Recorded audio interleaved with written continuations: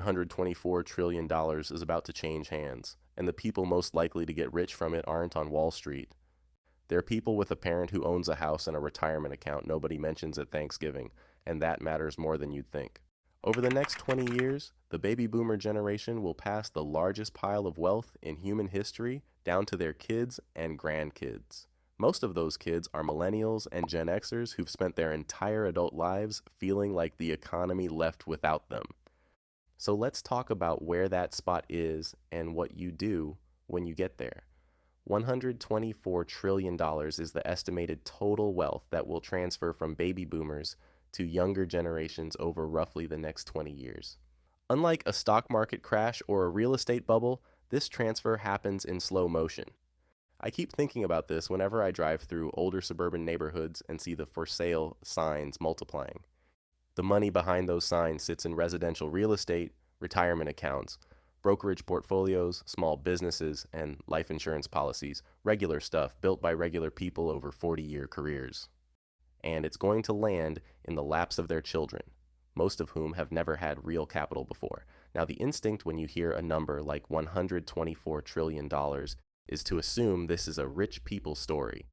The ultra-wealthy have estate planners and dynasty trusts and family offices that have been preparing for this for decades. They're fine. That's where the real shift happens. Regular people wake up one morning with capital they've never had, and they either bend their family's trajectory forever or burn through it within 3 years. Before we talk about what's coming, it helps to look at what happened last time.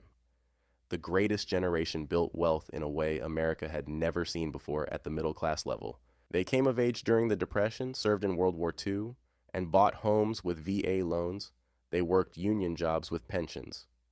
They saved compulsively because they'd grown up with nothing, and the memory of nothing never quite left them.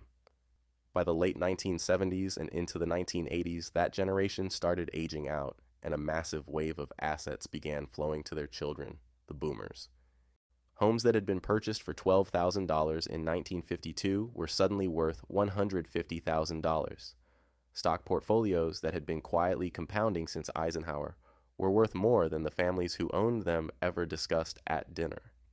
They inherited during a period of rising asset values, and the single best thing they could have done was exactly what many of them did by accident: hold on.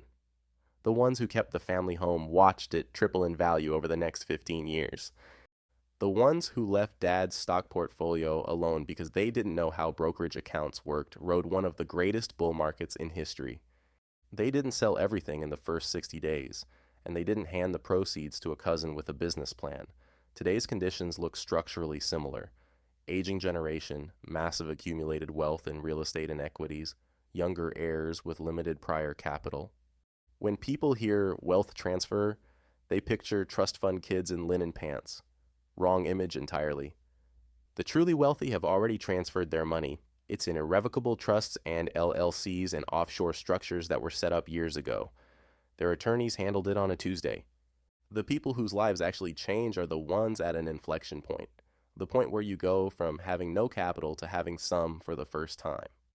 Research is pretty consistent on this. The single most transformative financial event in a person's life tends to be their first real investment, not their 10th. It's that first jump from zero to something that matters the most. Getting $100 million when you already have $1 billion doesn't change your Tuesday. Getting $200,000 when you have $11,000 in savings and a car payment changes your entire trajectory.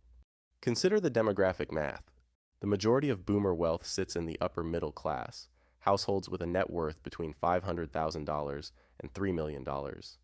Retired teachers, small business owners, engineers, government workers, nurses, their heirs are gig workers, retail employees, mid-career professionals, single parents.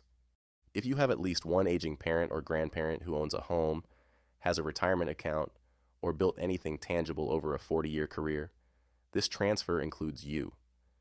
Maybe not in the next year, and maybe not in a way you can predict or control. So let's get specific about what's actually inside these estates, because the word inheritance hides a lot of complexity. Start with the home. This is the single largest asset in most boomer estates, often paid off or close to it, and often worth way more than the family paid for it. Your parents bought it in 1987 for $95,000 and it's now worth $380,000. Then there's the brokerage account, stocks, mutual funds, dividend payers that the deceased may have held for decades.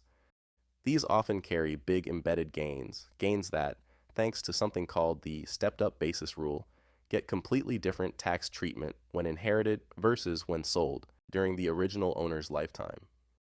Next, retirement accounts, IRAs, and 401ks with specific distribution rules.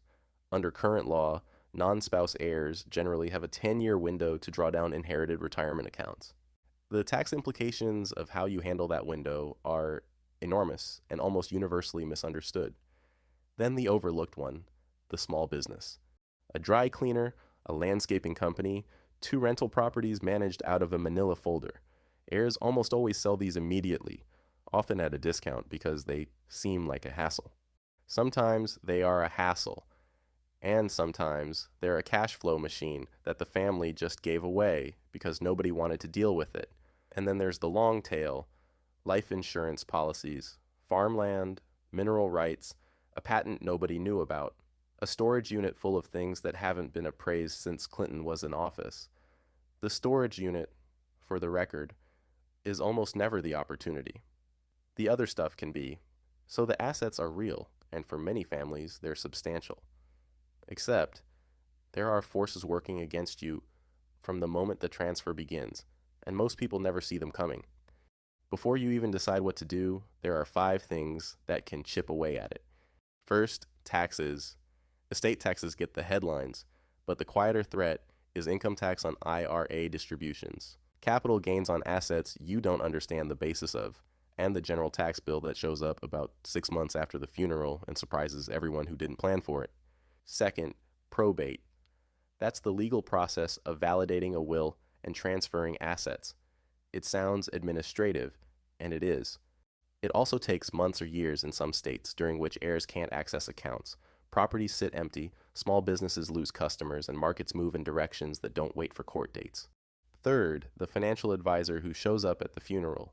He's identified you as someone with sudden liquidity and no plan, which are his 2 favorite qualities in a new client. He'll offer to manage your inheritance for a percentage-based fee that sounds small and costs a fortune over 20 years. Fourth, family conflict. The sibling who wants to sell everything immediately, the uncle with opinions, the cousin who has a business idea that just needs a little seed capital.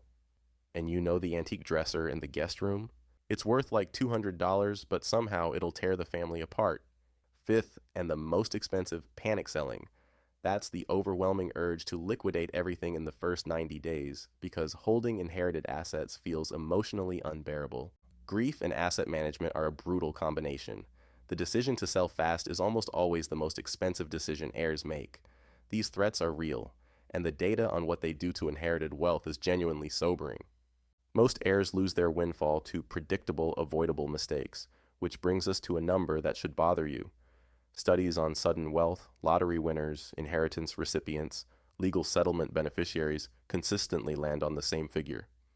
Roughly 70% of recipients are in worse financial shape within 3 to 5 years than they were before the money arrived. And the mechanism behind it is smaller than you'd expect. The money doesn't vanish on yachts and champagne. It's lifestyle inflation that feels reasonable at each step. A kitchen renovation, a newer car, paying off everyone's small debts, a gift to a family member, a vague sense that there's more where that came from because the initial number felt so large. Then you look up 2 years later, and the account that once held a life-changing sum now holds something uncomfortably close to what you started with, minus the kitchen. I've seen this pattern in my own extended family after my grandfather passed. The money moved through people's hands like it was afraid to sit still. These are unprepared people, humans who were never taught what to do when money arrives all at once instead of bi-weekly. The people who don't go broke aren't smarter or more disciplined by nature. They just had a framework, a set of simple rules they followed during the window when emotions were highest and decisions mattered most. So what does the 30% actually do? Turns out the moves that preserve and grow inherited wealth are almost insultingly simple, and some of the best ones involve businesses so boring they barely qualify as interesting dinner conversation. Warren Buffett doesn't invest in anything exciting, and that's on purpose. Appreciate you sticking around. If you liked what you heard, smash that like button, hit subscribe, and drop a comment. I'd love to hear your take. And if you know someone who'd enjoy this, share it with them. Through Berkshire Hathaway, he owns companies that make bricks, sell furniture, move freight, and insure cars. None of these have ever been on the cover of a tech magazine. All of them generate enormous, reliable cash flow. The principle behind every one of these investments is basically low-drama demand, things people need regardless of what the economy is doing, that don't require a genius to operate and that produce money consistently and boringly. During wealth transfer periods specifically, these businesses tend to do even better. When heirs inherit homes, those homes need services: HVAC repair, pest control, plumbing, landscaping. When heirs receive cash and look for stable places to put it, they want reliable returns. Equipment rental, waste management, laundromats, especially near neighborhoods with aging populations where turnover is high and new owners are moving in. These businesses share a handful of features that make them close to recession-proof: recurring demand, low competition from capital that chases trendier opportunities, modest entry costs, and cash flow that starts quickly. Nobody is making a TikTok about buying a laundromat. That's exactly why the margins are good. During a massive capital redeployment, which is what a $124 trillion wealth transfer is, the winning play isn't the company promising to disrupt an industry. It's the company that's been collecting checks quietly for 20 years and will be collecting checks 20 years from now. Boring businesses don't make headlines, but they make millionaires. You don't have to buy a laundromat, though. One was a nurse in Michigan who inherited $50,000 in cash and a small two-bedroom house from her mother. She put the cash into a total market index fund and rented the house instead of selling it. She never earned more than $68,000 a year in her career. She retired at 55 with a net worth that her co-workers, earning the same salary, couldn't believe. Different assets, same basic idea. Another was a mechanic in Texas who inherited tools, a truck, and $15,000 in cash from his father's repair business. He didn't sell the tools. He used the $15,000 as a down payment on a small rental property, used the rental income to save for a second, then a third. 10 years later, 3 properties, a paid-off truck, and a net worth that would have seemed like fantasy on a mechanic's hourly wage. None of these people had a financial background, and none of them timed any market. They all had one thing in common: a simple tool that outperforms almost every other option available to people who suddenly have money for the first time. In 2008, Warren Buffett made a public bet. He wagered that a simple S&P 500 index fund would outperform a hand-picked basket of actively managed hedge funds over 10 years.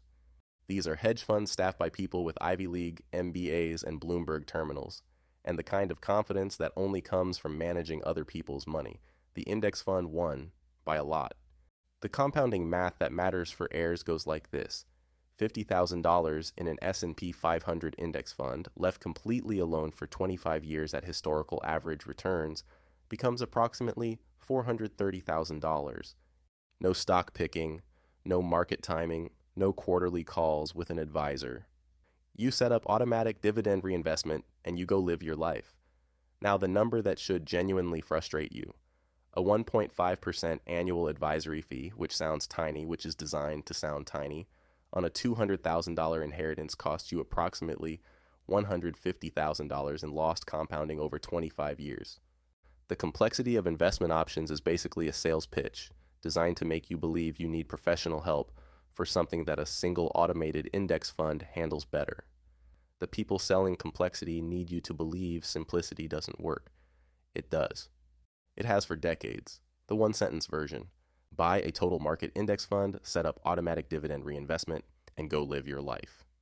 For many heirs, though, the most significant asset in the transfer won't be a brokerage account, it'll be a building, and what you do with that building is a financial decision that will follow you for decades. Baby boomers own approximately $18 trillion in real estate, most of it residential, most of it paid off or close to it. Most of it will transfer to heirs who will face immediate, overwhelming pressure to sell the property and split the cash. That impulse, while completely understandable, is usually a mistake. The house your parents spent 30 years paying off produces money every month if you let it. Selling it, converts a recurring asset into a one-time event. You get a check, you split it with your siblings, you each walk away with a fraction of the value, and that's the end of it. Renting it converts it into a permanent income stream. A modest inherited home worth $250,000, rented at market rate, generates $1,500 to $2,000 per month. That's $18,000 to $24,000 per year, and the property continues to appreciate while it's paying you. There's also a tax advantage most heirs don't know about until it's too late. Inherited real estate receives a stepped-up cost basis, meaning the IRS treats the property's value as whatever it was worth on the date the owner passed, not what the original owners paid for it. If your parents bought the house for $80,000 in 1989 and it's worth $350,000 when you inherit it, your taxable gain starts from $350,000. You owe nothing on those decades of appreciation. This rule can save heirs tens of thousands of dollars in capital gains taxes, but only if you know about it before you act. One inherited property, used as leverage to buy a second. The second helped buy a third. 3 properties held for 10 years on a working class income. That's a millionaire outcome from a $15,000 starting point and a willingness to let a house do what houses do. We've covered what's coming, who it's coming to, what the threats are, and what the tools look like. Now let's put it into something you can actually use. 5 steps, all of them boring, all of them effective. Step 1. Do nothing for 90 days, seriously. When you receive an inheritance, the single most valuable thing you can do is absolutely nothing for 3 months. Don't sell the house, don't liquidate the stocks, don't move money between accounts, and don't agree to anything your brother-in-law suggests over beers. Grief and financial decisions are a terrible combination, and the worst mistakes heirs make happen in the first few weeks when the emotional pressure to just handle it is strongest. Waiting 90 days is protection, not procrastination. Step 2. Get a complete inventory before you decide anything. House, brokerage accounts, retirement accounts, small business interests, outstanding debts, life insurance policies, pending legal obligations. Write it all down. Most heirs make their most expensive decisions before they have the full picture. Selling one asset without realizing another asset changes the math entirely. Step 3. Talk to a CPA before you touch anything. A CPA, a certified public accountant who understands the stepped-up basis rule, the 10-year IRA drawdown window, and the tax implications of every move you're considering.